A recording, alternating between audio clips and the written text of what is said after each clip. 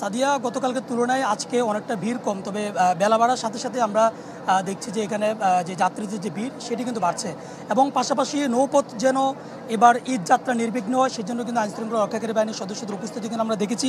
বিশেষ করে কোস্টগার্ডের কিন্তু আমরা যে তাদের যে সার্বিক যে ব্যবস্থাপনা সেটি কিন্তু আমরা দেখেছি এবং যাত্রী যারা আছেন তাদেরকে বিভিন্ন ধরনের কোনোরকম নিরাপত্তাহীনতা যেন না ভোগে সেজন্য কিন্তু কোস্টগার্ডের যে ব্যবস্থাপনা সেটি কিন্তু আমাদের চোখে পড়ছে। আমরা একটু কোস্টগার্ডের কর্তৃপক্ষের সাথে একটু কথা বলবো যে আপনারা সকাল থেকে দেখেছি যে আপনাদের টহল কার্যক্রম এখানে অব্যাহত আছে।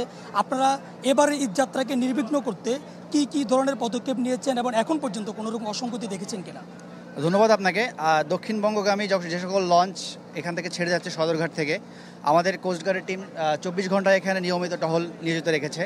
যাত্রী সাধারণের সকল নিরাপত্তা এবং লঞ্চগুলো যেন সঠিক সময় ছেড়ে যায় এবং তাদের কাছ থেকে যেন অতিরিক্ত ভাড়া আদায় না করা হয়, এই সকল কারণে আমাদের টিম সবসময় আমাদের কার্যক্রম চলমান রয়েছে এবং যাত্রী সাধারণকে আমাদের যে হটলাইন নাম্বার আছে ওটা দিয়ে দেওয়া হয়েছে। তারা যদি কোনো সমস্যা ফেস করেন তাহলে তারা তৎক্ষণাৎ কোস্টগার্ডের কাছে কমপ্লেন করলে আমাদের টিম তৎক্ষণাৎ ব্যবস্থা নেবে। এখন পর্যন্ত আমরা দেখছি যাতায়াত নির্বিঘ্ন আছে এবং সব কিছু সঠিকভাবে পালন হচ্ছে। আপনাদের এই টহল কার্যক্রম ঠিক ঈদের পরেও চলবে কিনা, কিংবা কবে থেকে শুরু হয়েছে এবং ঈদের পরে বা কয়দিন থাকবে?